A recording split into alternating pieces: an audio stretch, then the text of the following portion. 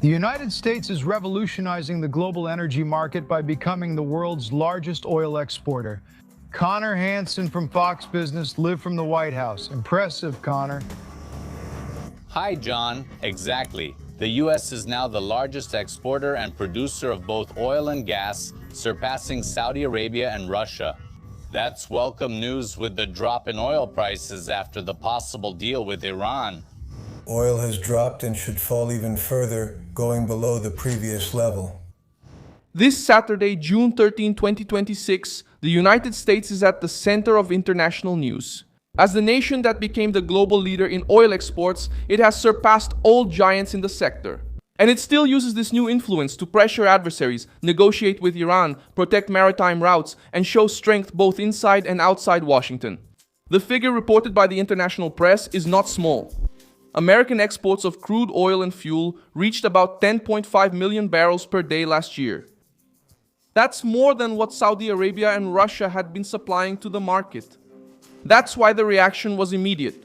Those who spent years saying that Trump would isolate the United States now see the country reaching the top of global energy. Just as the Middle East is experiencing tension, the Strait of Hormuz becomes the center of negotiations, and the White House tries to reach an agreement with Tehran without letting up the pressure. At the same time, Trump keeps the Capitol on alert. J.D. Vance appears as president and asks for a document for a possible signing in Europe.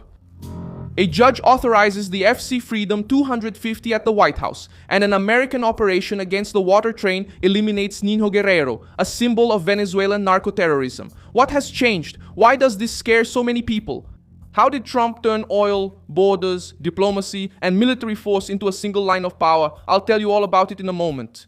If you like this kind of straightforward, no-nonsense content, consider subscribing, because here we have original videos. That way, every day, the United States, they reach the top of the world in oil production.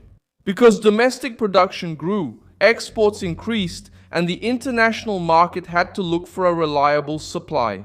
Amid crises that affected other routes and other suppliers, Reuters reported that the country reached in May the position of the world's largest exporter of oil and oil products. This number reverses the old image of an America that was dependent, vulnerable to external shocks, and pressured by international cartels. Now the White House has energy to sell, large-scale production, and the ability to influence allies and adversaries through price, supply, and the security of routes. The international press also reported that American oil production hit a recent record, reaching about 13.6 million barrels per day last year.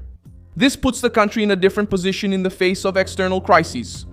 When Russia suffers from sanctions and attacks on its energy infrastructure, when Saudi Arabia loses ground amid regional instability, and when Iran tries to use the Strait of Hormuz as a bargaining chip, the United States emerges as a supplier that the market cannot ignore. That's when the issue stops being just economic. Oil is the price at the pump, transportation costs, industry, inflation, and diplomatic power.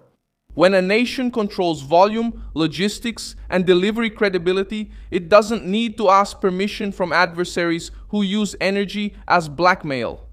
The crisis with Iran factored into this because one of the most sensitive points in the possible agreement under discussion is the reopening of the Strait of Hormuz to normal oil traffic. American authorities told Reuters that the talks are very close to an understanding and that the signing could take place in the coming days, probably in Europe. The plan being discussed calls for Tehran to make concessions on nuclear issues, accept inspections, and remove obstacles to energy routes. In exchange, Washington could ease parts of the economic pressure only if there is verifiable compliance. The market reacted because the energy equation changed at the same time that negotiations with Iran are approaching a decisive point. Washington also boiled for another reason.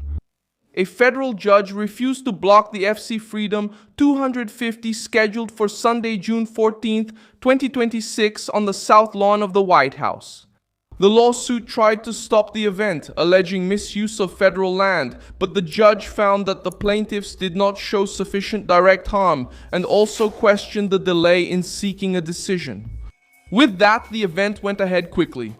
The White House turned Trump's 80th birthday and the celebration of 250 years of American independence into an event of popular culture, patriotism, and symbolic strength. The expected presence of Elon Musk at the event, according to TMZ, reinforces the political and cultural weight of this scene. The White House is not just discussing oil, Iran, and security. The FC has a young male nationalist base that is very connected to Trump's image. For the cultural left, this is bothersome because it breaks the symbolic monopoly of Hollywood, universities, and the old media. The security front had an even greater impact. Trump announced that the Southern Command of the United States carried out an operation against Hector Hustenford Guerrero Flores, known as Niño Guerrero, leader of the Aragua train.